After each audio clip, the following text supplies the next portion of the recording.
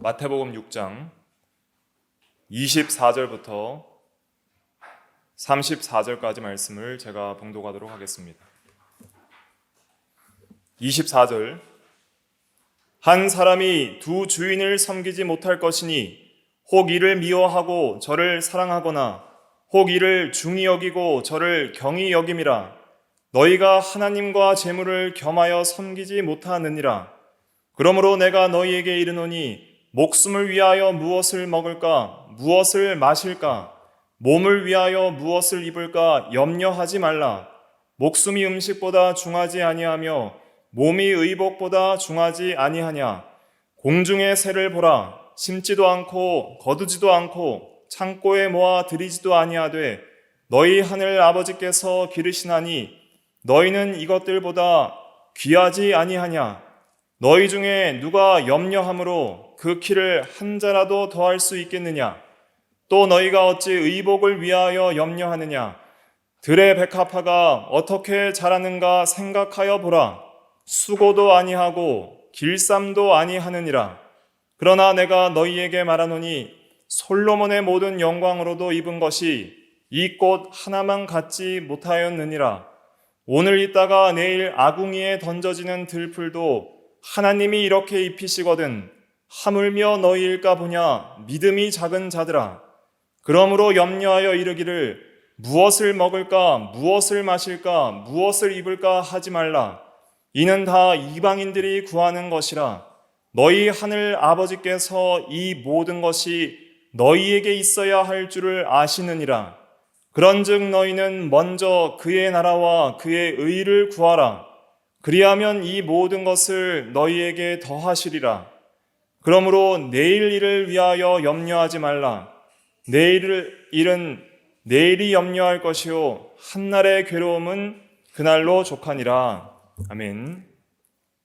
이 시간 섭리 8번째 시간으로서 섭리의 적용 세 번째 시간입니다.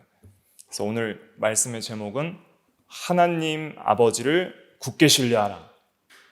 특별히 이제 미래에 대해서 염려하지 말고 미래에 대해서도 하나님 아버지를 굳게 신뢰하라. 하나님 아버지를 굳게 신뢰하라. 이런 제목으로 하나님 말씀을 증거하겠습니다. 오늘 본문은 예수님께서 특별히 염려하는 제자들에게 염려하지 말라 말씀하시면서 그 염려하지 말아야 될 이유들을 말씀하시고 또 염려하지 말고 먼저 해야 될 것을 말씀해 주셨습니다. 보통 사람들은 염려를 하면서 살아갑니다. 그런데 이 심리학자에 따르면 우리가 염려하는 것들이 100이라면 그 중에 한 40%는 일어나지 않는데요. 절반은 안 일어나는 걸 염려하는 것이고 또 일어난 일들 중에서도 대부분은 거의 90%는 내가 염려했던 것대로 안 일어나는 겁니다. 그러니까 우리가 염려하는 모든 것들은 거의 90% 이상은 일어나지 않는 일들을 염려하는 거예요. 그리고 자그마한 한 10% 정도만 현실적으로 어느 정도 고통을 주는 일로 일어난다 그래요. 조사를 해보면.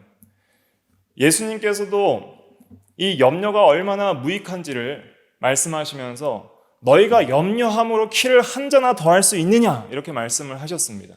키를 한 자나 더한다는 것은 우리가 키가 좀 클 수 있느냐 이런 의미도 되지만은 이 키는 각주에 보시면 목숨 혹은 생명으로도 번역할 수 있는 단어입니다.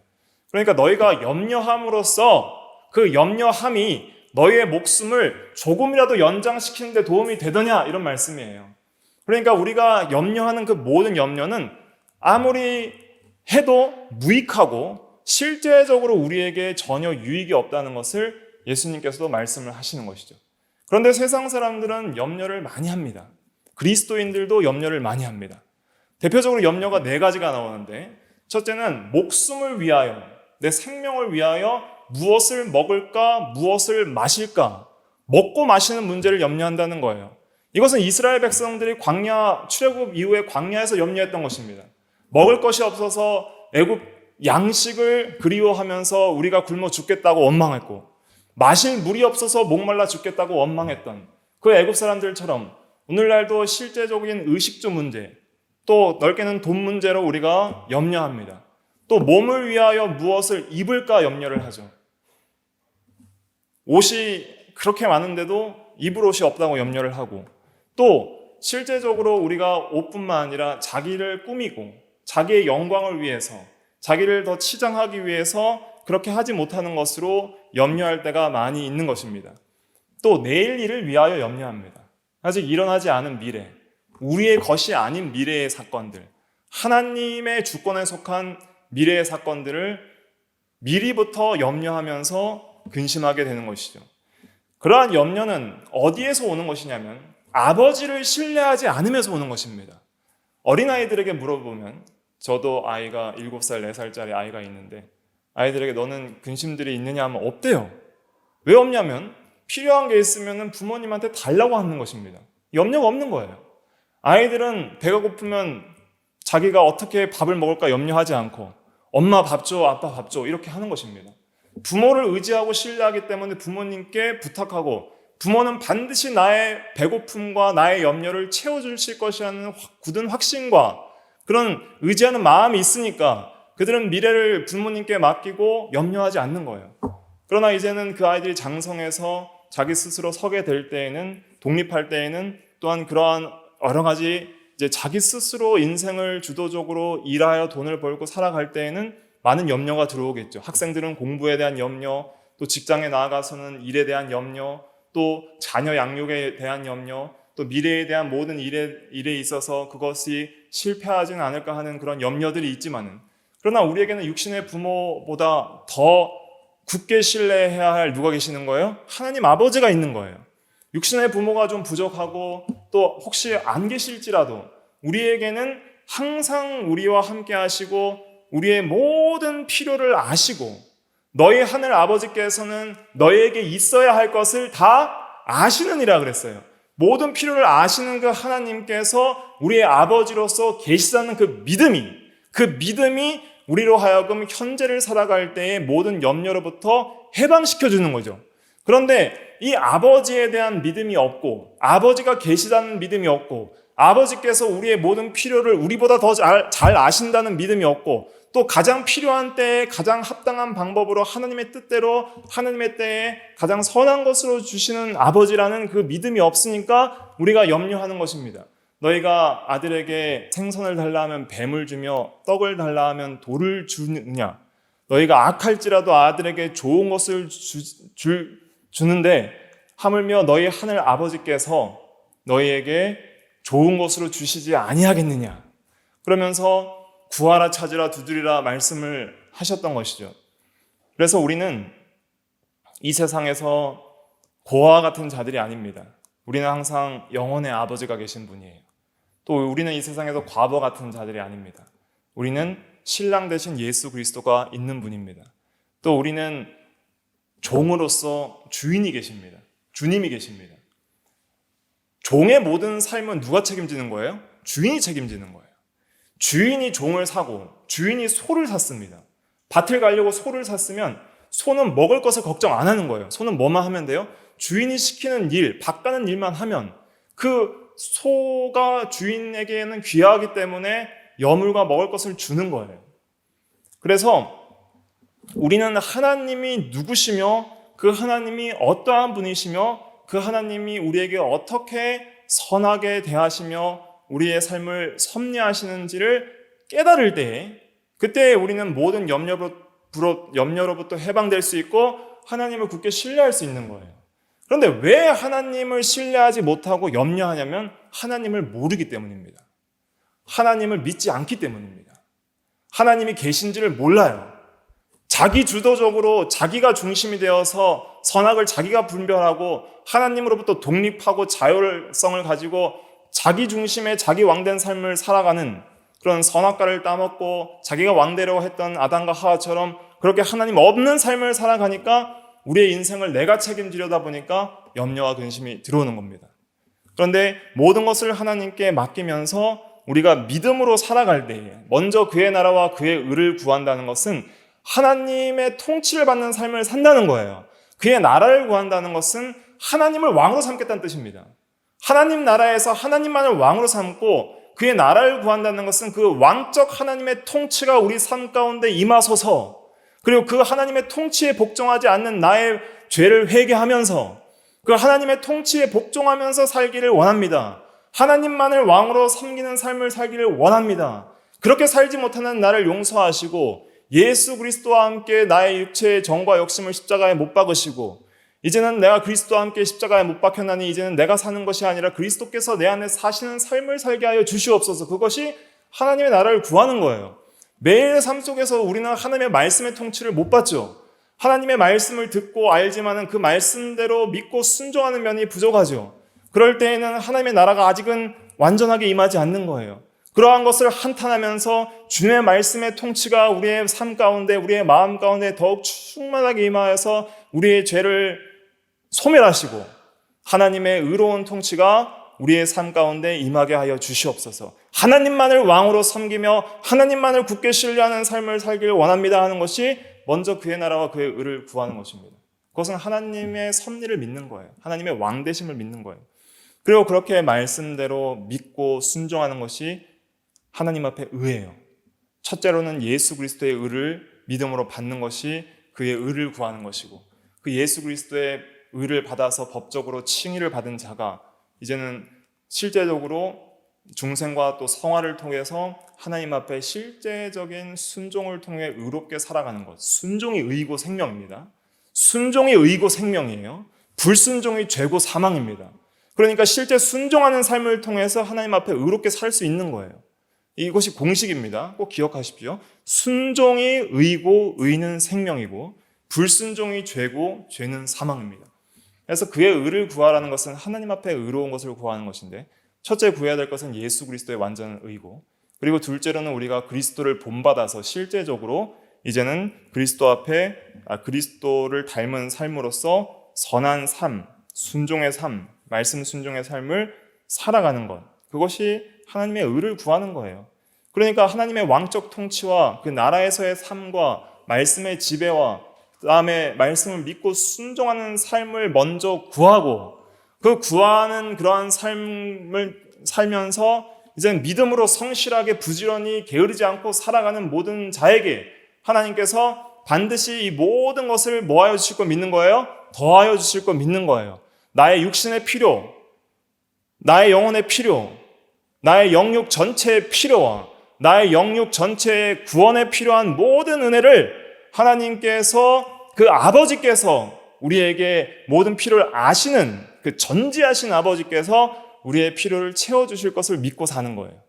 그런 신뢰가 있을 때 우리는 이 세상에서 염려하지 않을 수 있습니다. 그러한 신뢰는, 하나님을 굳게 신뢰하는 그 신뢰는 진리를 통해서 하나님 아버지가 어떠한 분이신지를 알아갈 때, 하나님이 누구신지를 알아갈 때에, 그리스도를 통해서 우리를 구속하신 그 구속주가 누구인지를 알 때에, 모든 만물을 창조하시고 그것을 주관하시는 그 주님이 누군지를 알 때에, 그 하나님이 나와는 다른 남의 하나님이 아니라 내 하나님, 내 아버지임을 알고 나를 위해서 행하신 모든 은혜와 사랑의 사역들을 성경을 통해 이해하고 믿고, 그리고 실제로 그 하나님을 우리의 인생에서 경험할 때에, 그때 우리가 더욱 하나님을 굳게 신뢰해 나갈 수 있는 것입니다. 하나님이 누구시고 그 하나님이 무엇을 하시는지를 성경에서 증거를 하는 거예요. 그리고 그 하나님을 우리에게 믿으라 하는 거예요. 그 모든 하나님의 인격과 사역의 가장 중심은 예수 그리스도를 통해서 나타나는 거예요. 예수 그리스도는 나를 본 자는 하나님을, 아버지를 보았거늘 그랬고, 내가 행하는 일은 아버지의 일을 하는 것이다 그랬어요. 그러니까 예수 그리스도를 통해서 우리에게 하나님이 누구시며 무엇을 하시는지, 어떻게 우리를 사랑하시는지를 가장 풍성하게 계시해 준 것입니다. 그 계시를 이제는 신구약 성경을 통해서 우리에게 남겨주신 거예요. 그래서 너희가 성경을 부지런히 연구하거니와 거기에 영생이 있는 줄 알기 때문에 성경을 부지런히 연구하거니와, 이 성경은 누구에 대해서 증거하고 있다고 그랬어요? 나에 대해서, 예수 그리스도에 대해서 증거하고 있다고 요한복음 5장 39절에 말을 하고 있는 것이죠. 그래서 우리는 성경의 진리를 통해서 예수 그리스도를 풍성하게 믿고 이해해야 되며 그 그리스도를 통해서 하나님을 풍성하게 이해해 나가고 그 아버지를 신뢰해 나가야 하는 것입니다. 그리고 그 예수 그리스도께서 인간을 통해서 이 세상에서 살면서 아버지를 얼마나 간절히 의지하면서 기도하면서 순종했는지를 봐야 되는 거예요. 땀방울이 핏방울이 되도록 하나님 아버지를 의지하며 기도했고 매사에 하나님을 의지하며 하나님의 영광을 위해 살았고 하나님의 섭리와 일하심을 믿고 나의 원대로 하지 마옵시고 아버지의 원대로 하옵소서라는 기도가 삶이 되도록 살았던 거예요. 그의 삶은 곧 기도였어요. 아버지의 원대로 하옵소서, 나의 원대로 하지 마옵시고 아버지의 원대로 하옵소서라는 그 기도가 예수님의 삶이었다니까요. 그러니까 그렇게 살아간 거예요. 뜻이 하늘에서 이루어진 것 같이 땅에서도 이루어지이다. 하늘에서는 모든 천군 천사가 100% 복종하는 그 세계의 삶처럼 그렇게 뜻이 하늘에서 완전히 이루어지는 것처럼 우리 삶 속에서도 아버지의 뜻이 100% 이루어지기를 원하나이다. 그런데 안 이루어지죠. 안 이루어지니까 기도하는 거예요. 그의 나라를 구하는 거예요. 하나님의 뜻이 내 삶 가운데 이루어지게 하옵소서. 하나님의 말씀이 내 삶 가운데 이루어지게 하옵소서.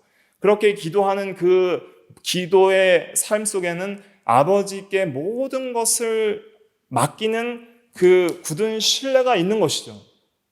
아버지께서 필요한 모든 것을 우리에게 공급해 주실 것을 믿는 그런 확신이 있는 것이죠. 그래서 참으로 하나님의 자녀는 이 세상의 물질이나 이 세상에 속한 것들 때문에 염려해서는 안 되는 것입니다. 모든 염려는 하나님을 믿지 못하는 불신앙에서 나오는 것입니다. 그래서 하나님께서 이렇게 말씀하셨죠. 이사야 49장 15절에 보면 여인이 어찌 그 젖먹는 자식을 잊겠으며 자기 태에서 난 아들을 긍휼히 여기지 않겠느냐.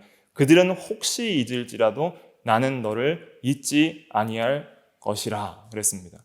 그 말씀대로 우리에게 있어야 할 모든 것을 아시며 우리의 머리털까지 세심받으신 그 하나님께서 우리의 삶을 세밀하게 보살피시면서 우리의 모든 부족들을 필요에 따라 채우시고 우리의 목자로서 우리의 모든 것이 부족함이 없도록 채워주시는 그 하나님을 믿어야 되는 것이죠. 그래서 여호와는 나의 목자시니 내게 부족함이 없으리로다라는 그 기도가 나의 기도가 될 수 있도록 그렇게 믿음으로 살아가야 하는 것입니다. 그런데 우리가 염려를 합니다. 그 염려하는 것에 대해서 이제 예수님께서 굉장히 지혜롭게 설명을 하시면서 이 본문을 통해서 이 본문의 하나의 한 구절 단어마다 우리에게 가르쳐 주시고자 하는 진리가 굉장히 풍성히 들어 있습니다. 그래서 이 본문의 구절 단어들을 그냥 피상적으로 읽고 넘어가면 안 되고 이 모든 구절과 단어의 의미, 논리적 전개와 구성들을 생각하면서 주님께서 우리에게 가르쳐 주시고자 하는 그 진리를 우리가 깨닫고 그대로 믿고 순종해야 하는 것이죠. 먼저 구성을 보시면 마태복음 6장과 누가복음 12장에 동일한 이 설명이 되어 있는데 마태복음 6장 19절부터 보시는 것이 전체의 문맥을 이해하는 데 중요합니다. 19절부터 24절은 오늘은 24절만 읽었죠. 19절부터 24절의 강조점은 무엇이냐면은 보물을 땅에 쌓아두지 말라. 돈을 사랑하는 마음들을 책망을 하시는 거예요. 그러면서 보물을 하늘에 쌓아두라. 그리고 하나님과 재물을 겸하여 섬기지 못하느니라. 돈을 사랑하면 돈이 우상이 되기 때문에 하나님을 바로 왕으로 섬길 수가 없다. 돈이 왕이 되든 하나님이 왕이 되든 둘 중에 하나지 두 주인을 섬길 수 없다는 말씀으로 24절까지 마치시고 그 다음에 25절부터 이제는 또 새로운 진리를 증거하시게 되는 것이죠. 그래서 우리가 하나님을 신뢰하지 못하는 것은 염려하는 것을 통해서도 드러나지만은 우리가 가난하고 궁핍하고 어려울 때에 염려 근심함으로써 하나님을 신뢰하지 못하고 하나님께 대한 불신앙을 드러내기도 하지만 우리가 때론 재물이 많을 때에 부요할 때에는 오히려 그 재물 때문에 하나님을 떠나기도 하는 거예요. 그러니까 재물이 많은 사람은 그 재물에 자기의 생명이 있는 줄 아는 거예요. 그래서 누가복음 12장은 이 그의 나라와 그의 의를 구하라 하기 전에 먼저 어떤 비유가 나오냐면 어리석은 부자 비유가 나옵니다. 그 부자는 사람의 생명이 소유에 넉넉한 데에 있는 줄 알았던 부자예요. 누가복음 12장 한번 찾아보겠습니다. 누가복음 12장. 누가복음 12장 13절부터 21절까지 말씀인데, 길지만 의미를 생각하면서 같이 읽어볼게요. 시작. 무리 중에 한 사람이 이르되 선생님 내 형을 명하여 유산을 나와 나누게 하소서 하니 이르시되 이 사람아 누가 나를 너희의 재판장이나 물건 낳는 자로 세웠느냐 하시고 그들에게 이르시되 삼가 모든 탐심을 물리치라 사람의 생명이 그 소유에 넉넉한 데 있지 아니하니라 하시고 또 비유로 그들에게 말하여 이르시되 한 부자가 그 밭에 소출이 풍성함에 심중에 생각하여 이르되 내가 곡식 쌓아둘 곳이 없으니 어찌할까 하고 또 이르되 내가 이렇게 하리라 내 곡간을 헐고 더 크게 짓고 내 모든 곡식과 물건을 거기 쌓아두리라 또 내가 내 영혼에게 이르되 영혼아 여러 해 쓸 물건을 많이 쌓아두었으니 평안히 쉬고 먹고 마시고 즐거워하자 하리라 하되 하나님은 이르시되 어리석은 자여 오늘 밤에 내 영혼을 도로 찾으리니 그러면 내 준비한 것이 누구의 것이 되겠느냐 하셨으니 자기를 위하여 재물을 쌓아두고 하나님께 대하여 부여하지 못한 자가 이와 같으니라. 아멘. 여기서는 좀 반대되는 내용을 말하시는 거예요. 그래서 재물이 많고 부여한 자는 오히려 그 재물 때문에 하나님을 신뢰하지 않는다는 거예요. 그러니까 재물을 의지하는 삶을 사는 것이죠. 사람의 생명이 소유에 넉넉한 데 있는 줄 알고 내 영혼아 평안하라. 많이 쓸 것을 여러 해 쓸 것을 많이 쌓아두었으니 평안히 쉬고 먹고 마시자 하는데 하나님께서는 어리석은 자야. 네 생명이 재물에 있는 줄 아느냐. 나에게 있다. 내가 오늘 밤에 너의 생명을 취할 것이니 그럼 네가 쌓아둔 그 재물은 누구의 것이 되겠느냐 이렇게 말씀하시는 거예요. 그래서 때로는 우리가 부유하거나 형통할 때에 하나님을 잊고 신뢰하지 않을 때도 있고 또 어려울 때에 염려함으로 하나님을 신뢰하지 않을 때도 있다는 것을 이제 말씀을 하시는 것이죠. 그러면서 이 쌓아두는 것을 기억을 하셔야 됩니다. 하늘의 보물을 쌓아두어라. 또 자기를 위해 재물을 쌓아두지 말고 하나님에 대하여 부요한 자가 되라. 이것이 그의 나라를 구하는 것입니다. 이것이 하나님의 나라를 구하는 거예요. 하나님께 대하여 부요한 자, 하나님과 깊은 교제의 자리, 하나님과의 생명적 연합과 교제와 순종과 믿음의 자리에 나아가는 것이 하나님께 대하여 부요한 자예요. 그러니까 마음이 하나님께서 떠난 자들은 부요하건 가난하건 그것은 불신앙으로 가는 것입니다. 그래서 우리는 항상 하나님께 부요하고 하나님으로 충만한 하늘의 재물을 쌓는 삶, 하늘의 재물을 쌓는 삶이 그의 나라와 그의 의를 구하는 것이다. 이렇게 해석을 할 수가 있어요. 거기에 대해서는 이제 본문을 통해서 좀 자세히 설명을 하도록 하겠습니다. 다시 오늘 마태복음 6장으로 본문으로 돌아오셔서 25절, 26절 같이 한번 읽어볼게요. 25절, 26절, 6장 25절, 26절 시작.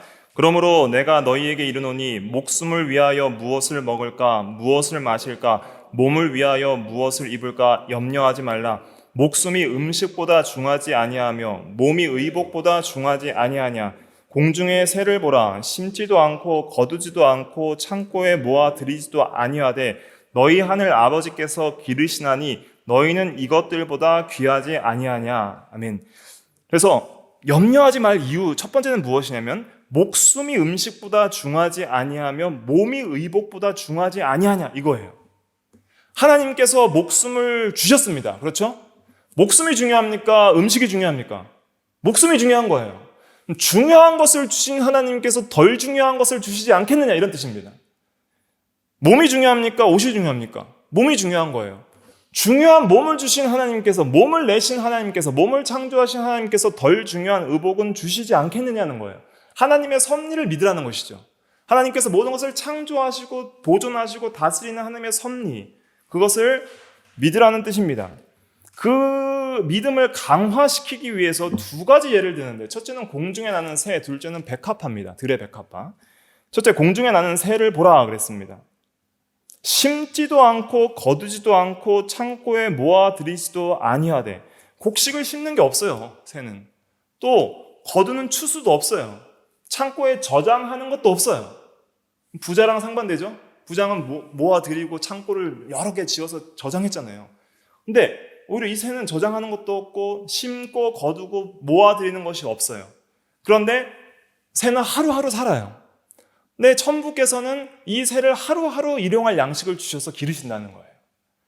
그러니까 아무리 부유한 국가의 1년 예산보다도 하나님 아버지 1년 예산이 더 많은 거예요. 모든 피조세계들을 다 기르실 예산을 다 세우시고 주시는 거예요.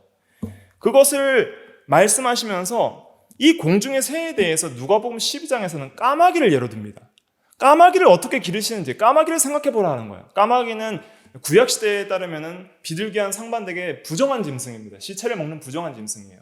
근데 이런 부정한 짐승으로 여기는 까마귀까지 하나님께서는 사랑하셔서 기르시는데 하물며 너희일까 보냐? 너희는 이러한 새들보다 까마귀보다 더 귀하지 아니하느냐?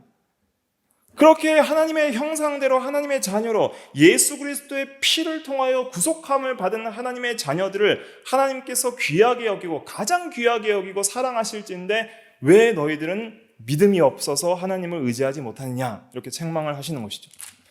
둘째로는 이제 백합화에 대해서 이야기를 하고 있습니다. 28절부터 30절까지 같이 읽어볼게요. 28절부터 30절 시작. 또 너희가 어찌 의복을 위하여 염려하느냐? 들의 백합화가 어떻게 자라는가 생각하여 보라. 수고도 아니하고 길쌈도 아니하느니라. 그러나 내가 너희에게 말하노니 솔로몬의 모든 영광으로도 입은 것이 이 꽃 하나만 갖지 못하였느니라.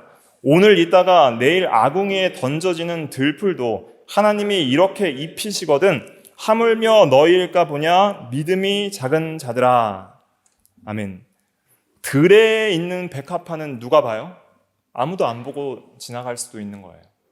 아무도 못 보는데 예쁘게 꽃이 폈어요. 그리고 져요. 누가 보세요? 아무도 안 보는데 누가 봐요? 하나님이 보시는 거예요.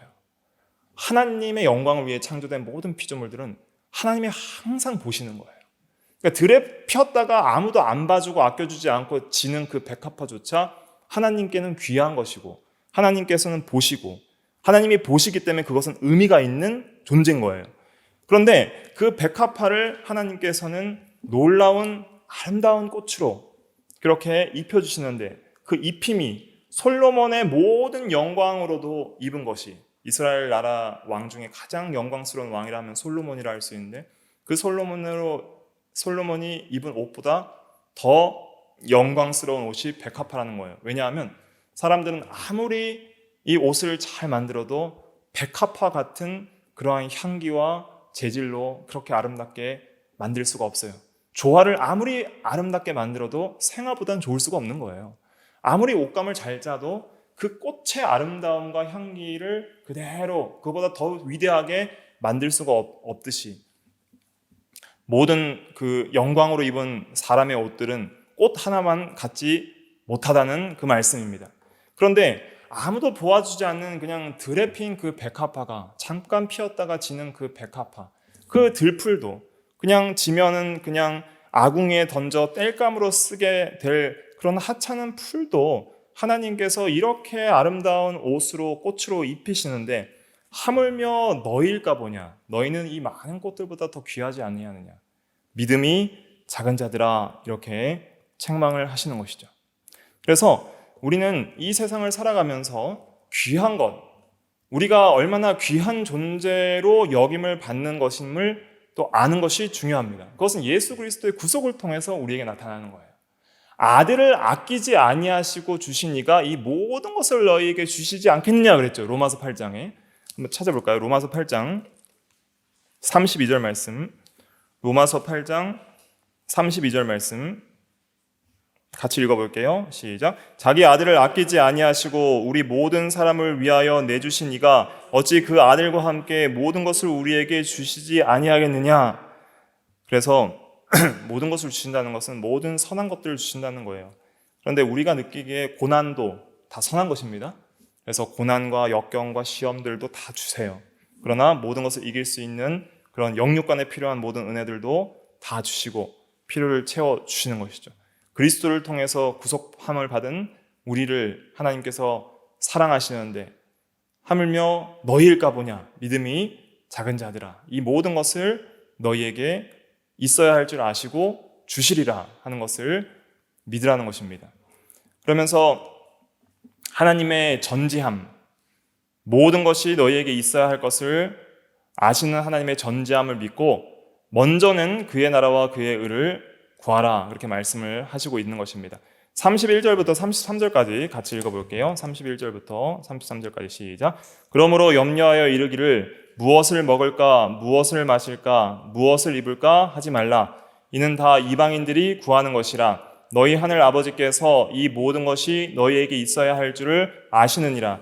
그런즉 너희는 먼저 그의 나라와 그의 의를 구하라. 그리하면 이 모든 것을 너희에게 더하시리라. 우리가 먼저 그의 나라와 그의 의를 구해야 됩니다. 나라를 구한다는 것, 또 그의 의를 구한다는 것, 그것을 먼저 하라 그랬습니다. 근데 먼저 하랬다는 것은 또 이것만 하는 것이 아니라 우리가 해야 될 일들도 있다는 거예요. 그러니까 이 비유를 통해서 오해하지 말아야 될 것은, 새는 뭘 안 해요? 심는 것도 없고 거두는 것도 없고 창고에 들이는 것도 없어요. 백합화는 뭐예요? 수고도 없고 길쌈도 없어요. 길쌈은 옷을 직조하는 모든 과정을 길쌈이라 합니다. 옷을 짜는 것도 없어요. 그런데 우리는 이런 것들을 다 해야 된다는 것입니다. 이런 것을 안 해도 된다는 것이 아니라, 우리 인간은 더 새나 백합화보다 더 위대한 것은 무엇이냐면, 이런 것을 충실하게 할 때 하나님께서 또 이러한 수단들을 통해서 주시는 거예요. 아무리 그의 나라와 그의 의를 구하고 말씀대로 산다고 해도 불신자들보다 더 열심히 세상에서 일하지 않으면 하나님께서 먹을 것을 주시지 않습니다. 일하기 싫거든, 일하기 싫어하는 자는 뭐 하지도 말라 그랬어요? 먹지도 말라 그랬어요. 데살로니가 후서 3장에. 그러니까 하나님의 섭리는 협력을 통해서 우리가 모든 세상의 일반적인 법칙과 또한 수고하여 일함으로 거두게 하는 그러한 원리를 두시고, 하나님께서 일하고 수고하고 모아드리고 저장하고 함으로써 생계를 유지하게 하시는 거예요. 그래서 우리가 실제적으로 이 세상을 살아갈 때에 심는 일, 거두는 일, 창고에 모아드리는 이 일들을 힘써 해야 됩니다. 수고한다는 것은 힘들게 일하다는 뜻이에요. 백합화는 수고하는 게 전혀 없지만 우리는 힘써 땀을 흘려서 일해야 먹을 것을 먹도록 그렇게 하신 거예요. 일해야 하고 또 길쌈하는 일 해서 옷을 입어야 됩니다. 옷 입는 일을 해야 됩니다. 그러면 우리가 이것을 어떻게 해석할 수 있는가? 심는 일, 거두는 일, 창고에 모아두는 일은 우리가 일반적으로 우리의 육신에 필요한 우리가 맡은 일들을 가리키기도 해요.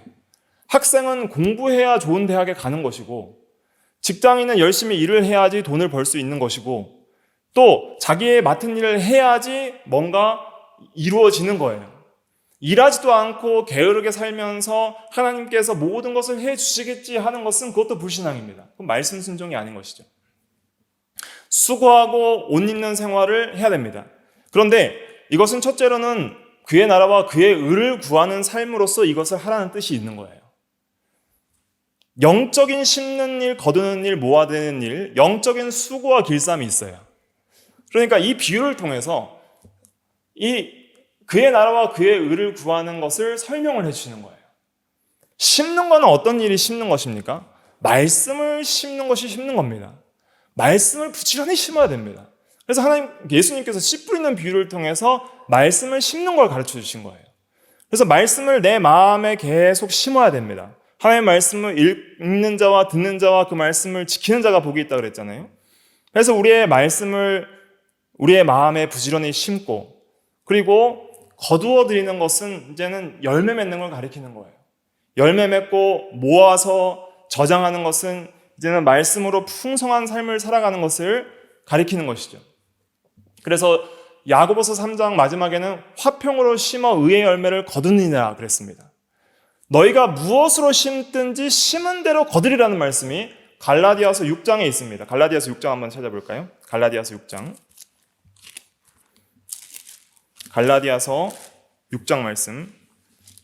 갈라디아서 6장. 신약 309페이지. 갈라디아서 6장 7절부터 9절까지 같이 읽어볼게요. 7절부터 9절까지 시작. 스스로 속이지 말라. 하나님은 업신여김을 받지 아니하시나니 사람이 무엇으로 심든지 그대로 거두리라. 자기의 육체를 위하여 심는 자는 육체로부터 썩어질 것을 거두고 성령을 위하여 심는 자는 성령으로부터 영생을 거두리라. 우리가 선을 행하되 낙심하지 말지니 포기하지 아니하면 때가 이름에 거두리라. 그래서 우리가 진리의 말씀을 심으면 그대로 거둔다는 거예요. 육신적인 일도 똑같습니다. 우리가 열심히 공부해야 시험을 잘 치는 것이고, 열심히 일을 해야 직장에서 돈을 벌 수 있는 것이고, 그러한 육신적인 일도 그런 원리가 있듯이 하나님께서 그렇게 내시는 거예요, 원리를. 그러니까 이런 원리를 따라서 육신적인 일도 우리는 부지런히 해야 됩니다. 부지런히 하고, 부지런히 하되 먼저는 뭘 구하는 거예요? 그의 나라와 그의 의를 구하는 거예요.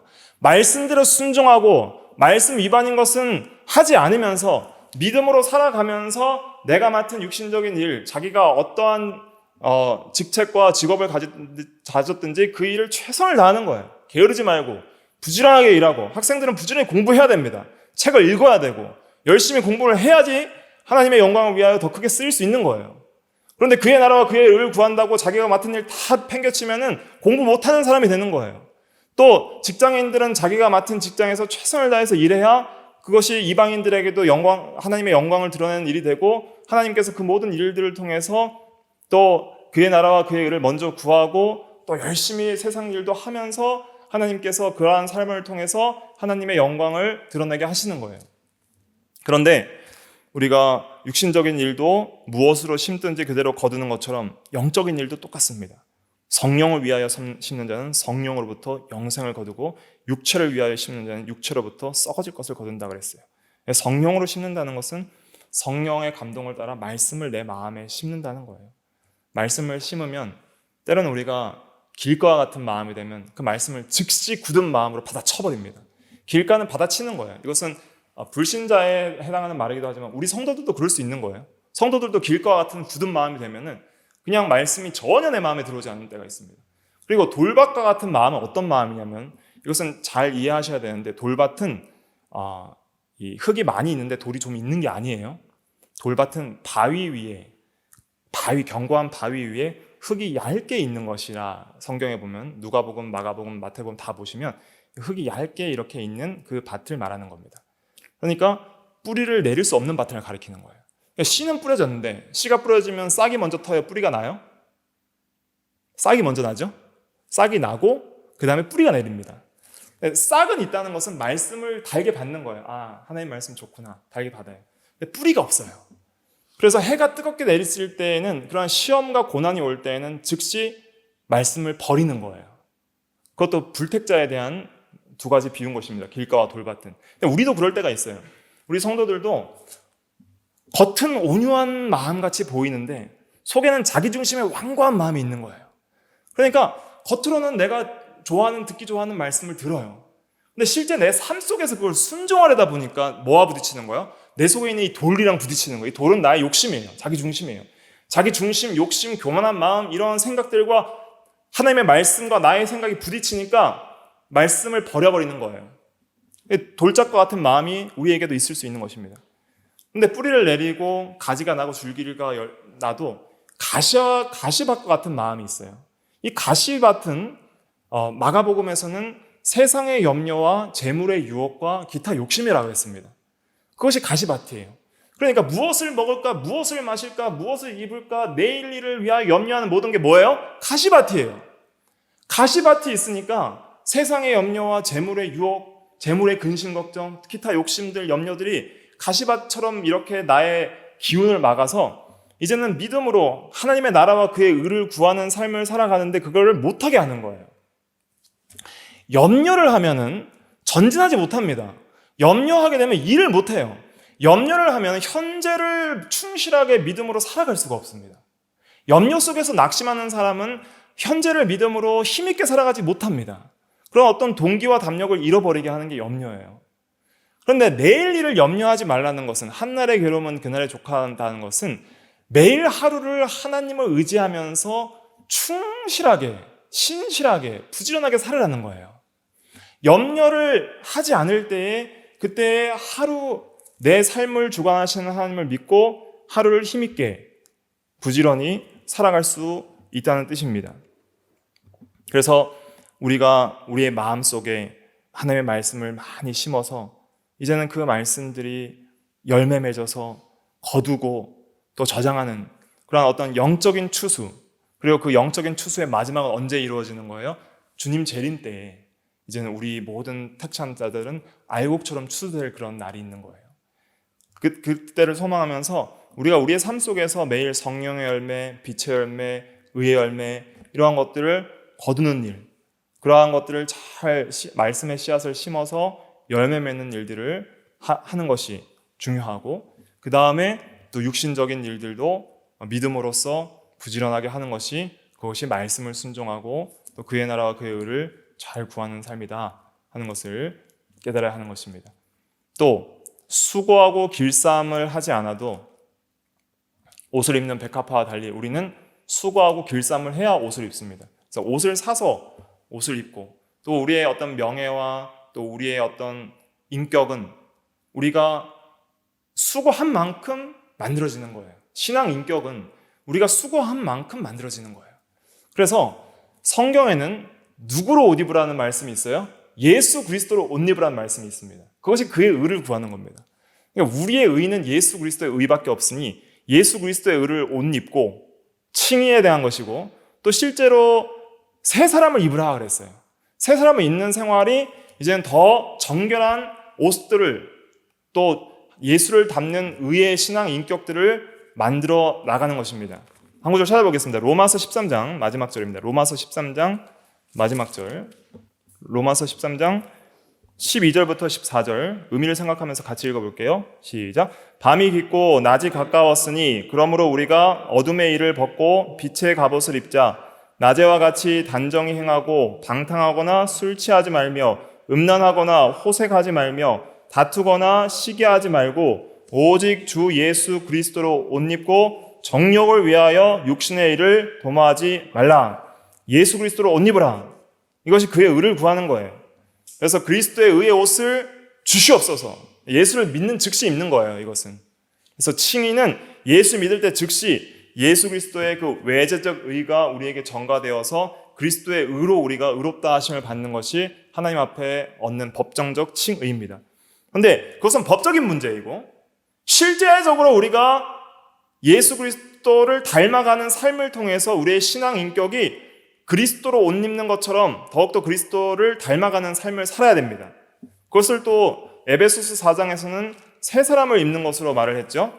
에베소서 4장 22절에 보시면 너희는 유혹의 욕심을 따라 썩어져가는 구습을 따르는 옛사람을 벗어버리고 오직 너희의 심령이 새롭게 되어 하나님을 따라 의와 진리의 거룩하심으로 지으심을 받은 새 사람을 입으라 그랬습니다. 그래서 실제적으로 의의 사람이 되고 또 거룩한 사람이 되어 나가는 것이 이제 의의 옷을 입어 나가는 삶입니다. 그래서 우리가 날마다 이 옷이라는 것은 우리의 신앙 인격, 또 성도의 옳은 행실이 옷이라고 그랬어요. 우리의 삶에서 옷이라는 것은 외부적으로 이렇게 보이는 거예요. 그래서 성도의 언행, 심사, 행동, 삶이 이 의롭게 보이고 또 옳은 행실로 보여서 너희의 행위로 하나님께 영광을 돌리라는 말씀도 있고, 또 한 구절 이거 찾아보겠습니다. 요절인데 계시록 19장, 요한계시록 19장 7절과 8절 한번 찾아보세요. 요한계시록 19장 8절만 읽어보겠습니다. 요한계시록 19장 8절 같이 읽어볼게요. 시작. 그에게 빛나고 깨끗한 세마포 옷을 입도록 허락하셨으니 이 세마포 옷은 성도들의 옳은 행실이로다 하더라. 세마포 옷이 뭐예요? 깨끗한 흰 옷인데 그것은 성도들의 옳은 행실이다 그랬습니다. 그래서 의의 옷을 입어야 됩니다. 먼저 예수 그리스도를 옷 입고, 그리고 그리스도를 닮아가는 실제적인 성화의 삶이 의의 옷이에요. 그러니까 이 옷을 입으려면 뭐 해야 돼요? 수고하고 길쌈해야 돼요. 영적으로 수고하고 말씀으로 자기의 모든 죄악과 바위와 가시와 같은 것들, 길과 같은 굳은 마음들을 제하여 버리고 회개하고 옛사람의 그 밭을 기경하고 갈아엎고 그래도 수고하고 땀 흘려서 이 의의 옷, 순종하기를 힘쓰고 죄와 싸우되 피 흘리기까지 싸우는 그러한 고군분투하는 그러한 노력이 있어야 됩니다. 수고라는 것은 너무 열심히 일해서 피곤하다는 뜻입니다. 원어적인 의미는. 그렇게 해서 옷을 입어 나가는 그러한 삶을 사는 것이 그의 의를 구하는 거예요.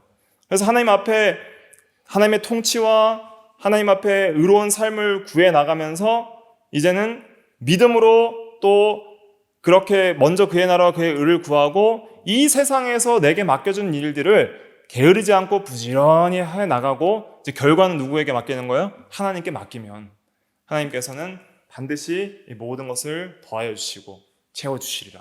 근데 이 더하여 주시리라는 것을 오해하면 수고하고 애쓰는 것도 없고 심고 거두고 모아드리는 것도 없이 그러면 성도는 뭐 그렇게 일하지 않아도 되고 저축도 안 해도 되고 투자도 안 해도 되고 또 자기를 위해서 거룩한 삶을 살아가기 위해서 힘쓰는 면도 없이 그냥 저절로 되는 것인가? 그것이 아니라 먼저는 영적인 면에 있어서 심고 거두고 저장하고 그다음 수고하고 옷 입는 생활, 영적인 면들을 먼저 하고 그 다음에 육신적인 면에 있어서도 실제적으로 우리가 부지런하고 게으르지 않게 해나갈 때에 하나님께서 이 모든 것을 그것을 통해서 그 모든 것이 하나님의 말씀을 순종하는 것이기 때문에 그 모든 것을 통해서 우리의 필요를 더해 주신다는 거예요.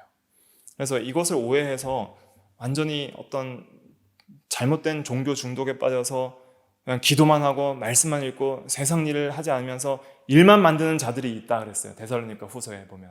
그래서 재림이 임박했다 하면서 그냥 일만 만들면서 이 게으르게 일하지 않는 사람들에 대해서 엄하게 책망하는 말씀이 일하기 싫거든 먹지도 말라. 그러면서 조용히 자기의 일을 함으로써 먹게 하라. 이런 교훈들을 하신 것입니다.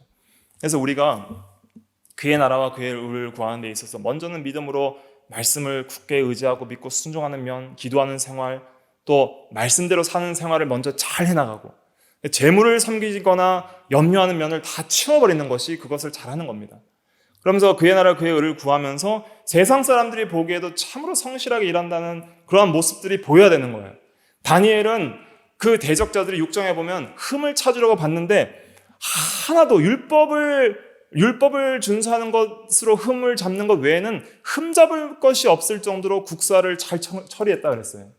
그래서 우리가 이런 면에 있어서도 우리가 잘 본을 받아서 이 모든 일들을 잘 해결해 나갈 때에 하나님께서 그 모든 것을 다 제2차 원인으로 협력하셔서 우리에게 필요한 모든 것을 주시는 거예요. 그렇기 때문에 이러한 원리들을 잘 알아서 우리가 먼저는 그의 나라와 그의 의를 구하고 또 모든 염려들을 하나님께 맡기고 또 우리가 각자가 세상에서 또 해야 될 일들을 열심히 해나가는 우리가 다 돼야 되겠습니다. 기도하겠습니다.